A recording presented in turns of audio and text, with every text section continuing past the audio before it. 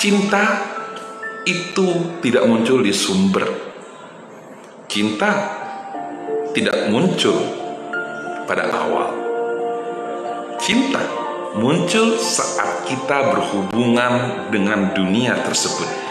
Cinta itu muncul saat kita berproses dengan teliti, senang, tulus dalam mengerjakan hal tersebut.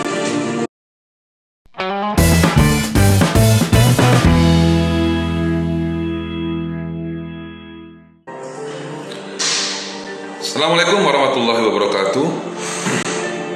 Jumpa lagi dengan saya, Bang Lims. Dalam pengalaman saya mengcoach orang mungkin sudah ratusan ribu, saya temukan banyak orang yang beralasan di dalam mengerjakan segala sesuatunya. Kebanyakan alasan yang mereka buat itu adalah, Bang, saya itu tidak ada bakat mengerjakan pekerjaan ini. Bang, saya itu memang dilahirkan tidak untuk pekerjaan ini. Atau Bang, saya memang nggak cocok di pekerjaan ini. Nah, bagi saya itu namanya excuse. Ya, kita suka membuat excuse dalam diri kita. Sering sekali saya mengatakan bahwa saat orang bertanya, Bang Lims, gimana sih abang bisa jadi seorang trainer sampai hari ini, seperti itu. Saya cuma mengatakan bahwa saya punya the power of lapar, the power of lapar. Jadi saya masih ingat zaman dulu sekali itu ada sebuah ungkapan, kalau Anda mau sukses, Anda mau berhasil dalam bidang apapun, hilangkan segala excuse, saya tidak bisa ini, saya tidak bisa ini nggak cocok buat saya, ini bukan bakat saya, dan lain-lain. Intinya adalah buat herder yang mengejar kita setiap hari. Jadi saya masih ingat sekali ada sebuah kejadian lucu. Ini tragis, ini sebuah kejadian yang tragis, ya. Kejadian yang tragis, tetapi ada sisi lucunya, menariknya juga di sana. Jadi tahun 1998 itu pernah terjadi sebuah tragedi berdarah dan lain-lain. Nah, saat tragedi itu terjadi, saya melihat banyak sekali orang menjarah. Nah, di depan mata saya pernah melihat ada orang yang bawa kulkas itu bisa melewati tembok setinggi 2 meter. Nggak tahu gimana kulkasnya lewat aja ke sana. 2 orang kalau nggak salah. Dan saya pernah juga melihat orang lompat dari lantai 2 nggak apa-apa, ya, seperti itu. Oke, nah itu the power of kepepet, ya, the power of lapar mungkin, dan lain-lain.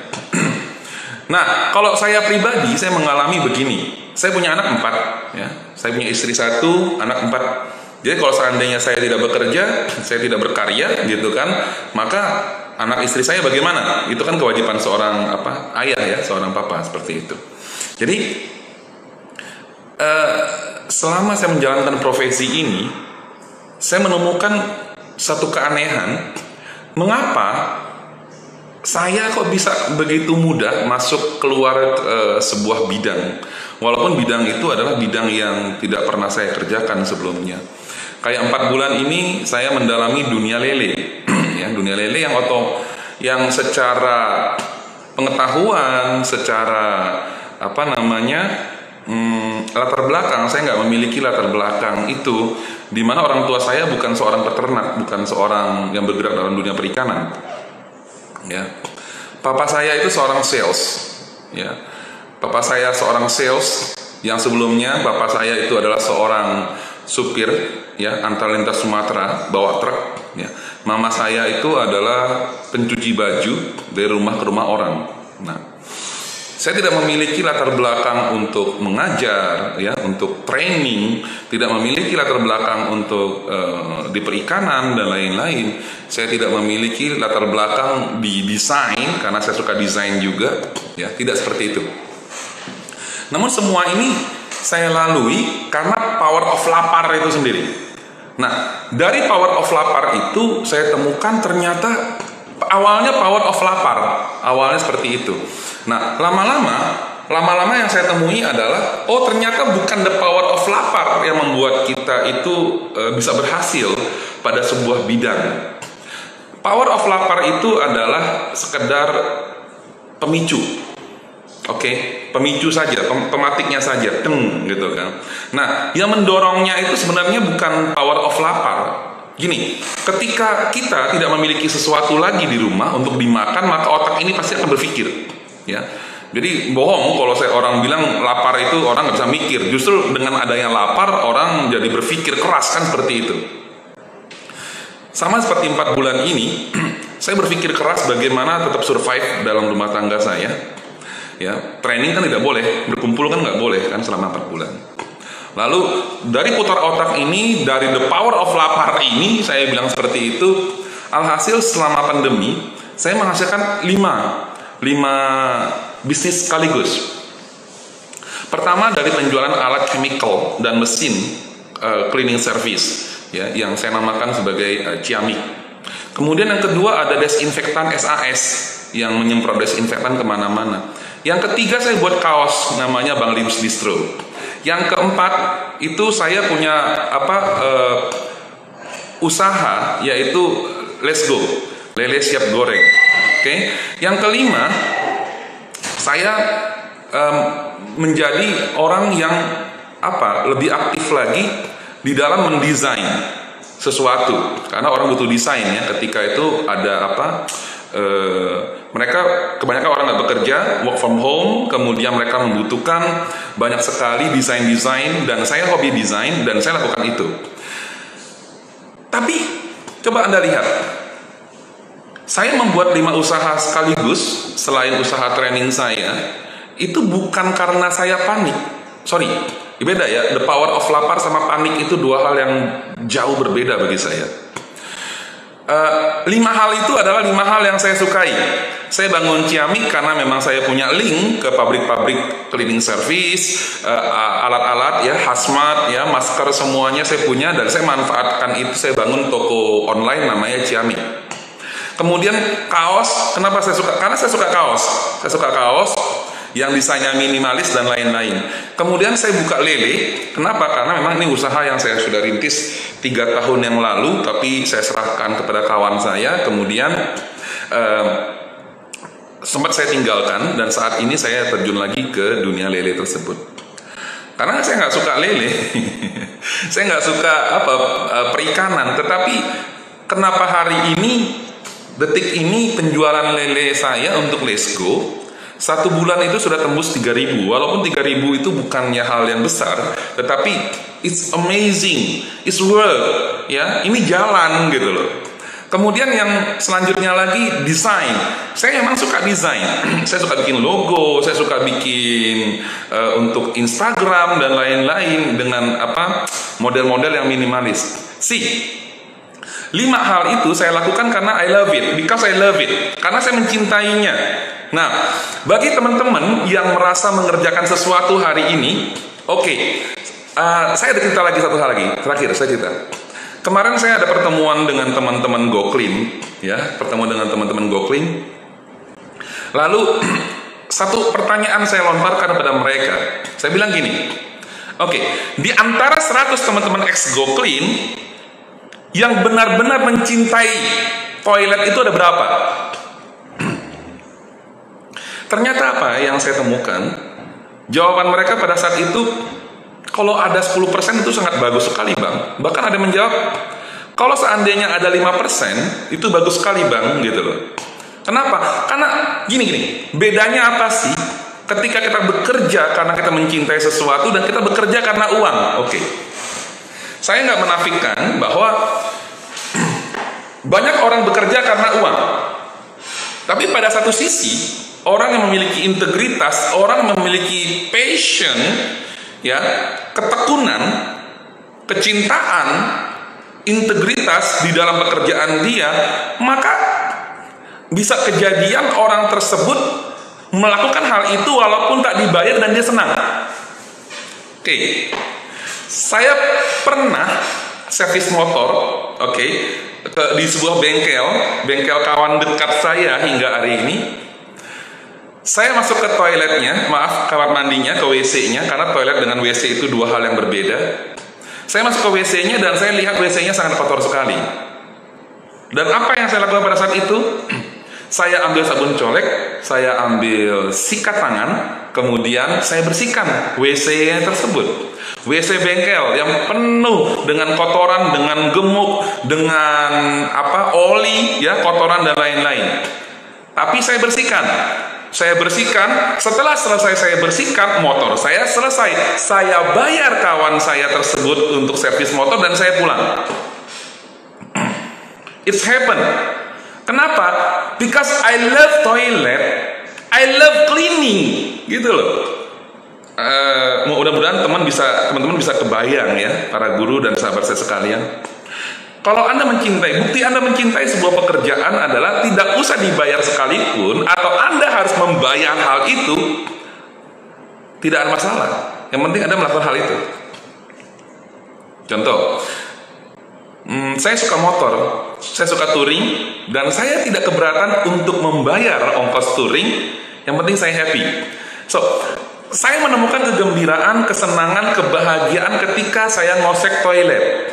Saya menemukan kebahagiaan, kegembiraan, kesenangan saya, keseruan hidup saya ketika saya menyapu, saya membersihkan kotoran.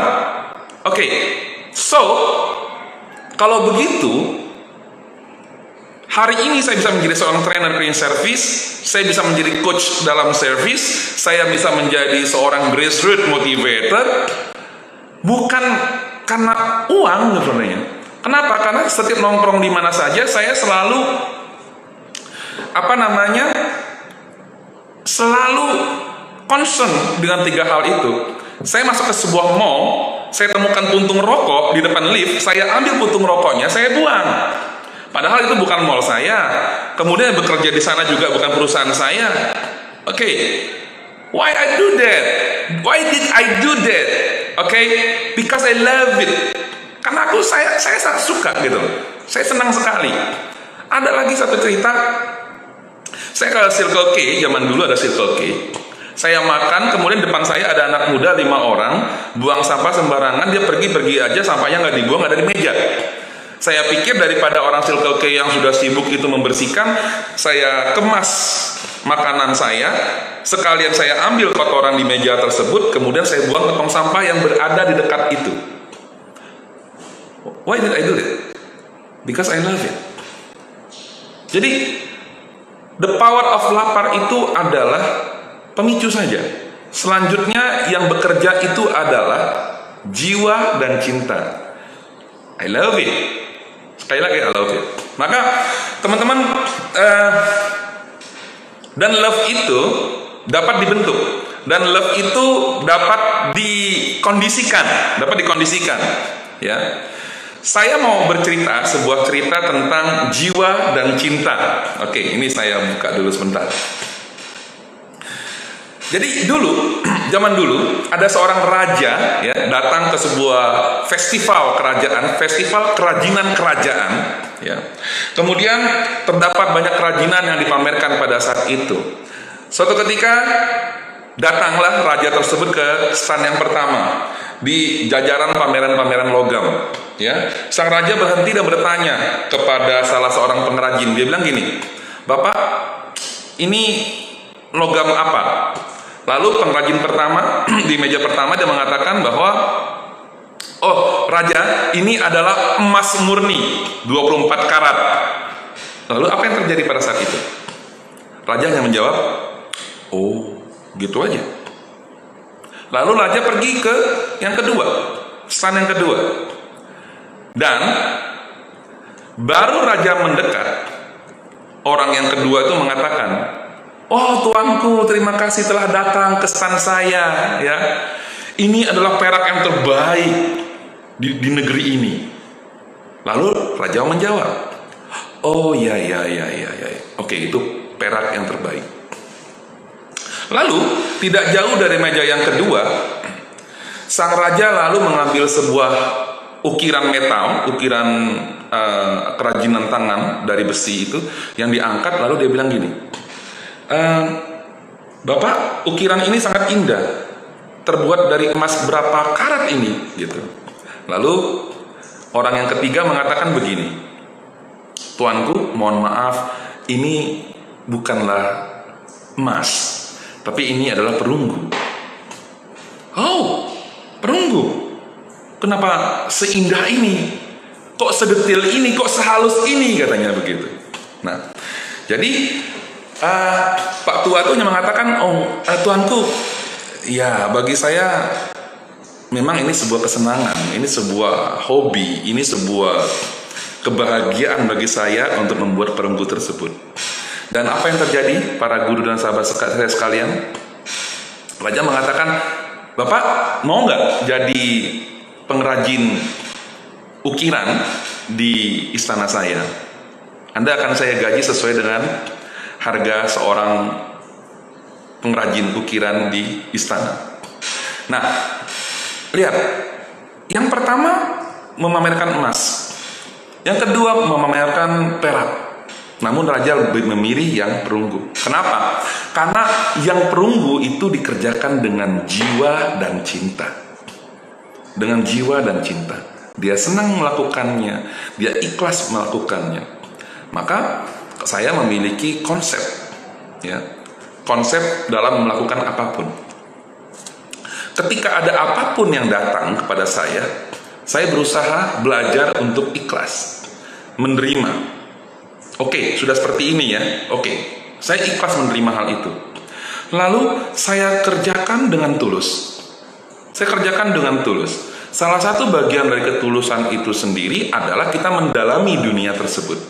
Oke? Kerjakan dengan tulus. Dalami saja, tekun saja, istiqomah saja, ya.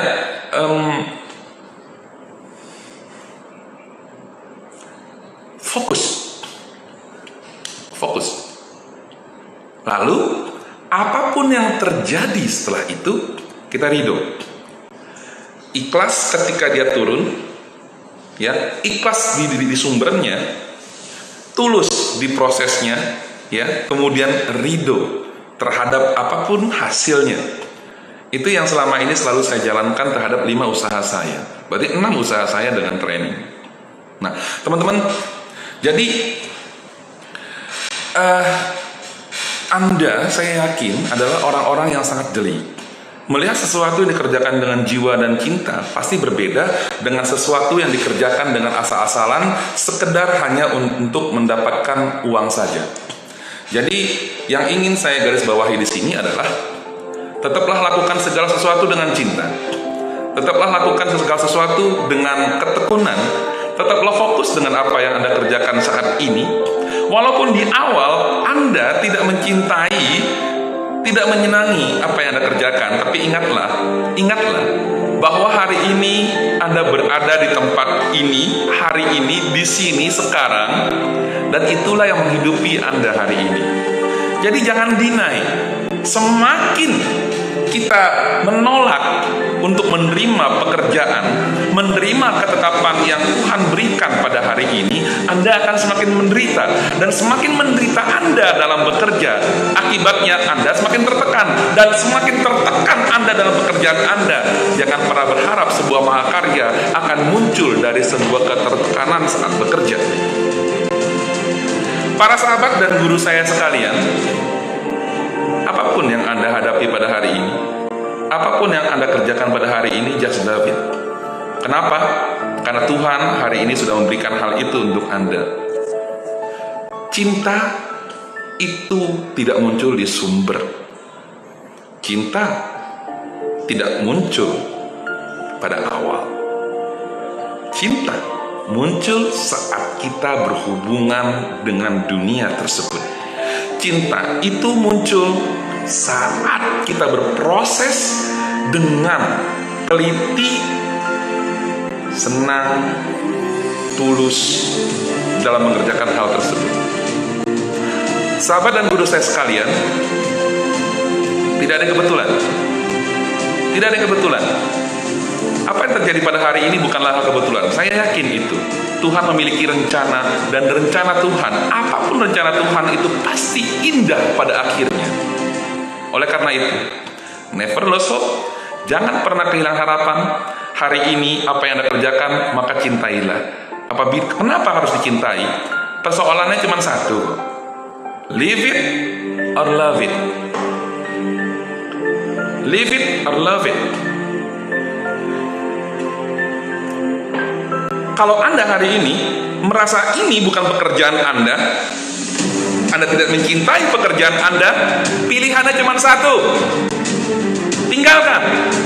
Namun, apabila Anda tidak bisa meninggalkan pekerjaan Anda hari ini, karena Anda membutuhkan pekerjaan Anda hari ini, walaupun lebih kecil ketimbang penghasilan Anda sebelumnya, maka pilihannya cuma satu, yaitu apa? Love it. Cintailah.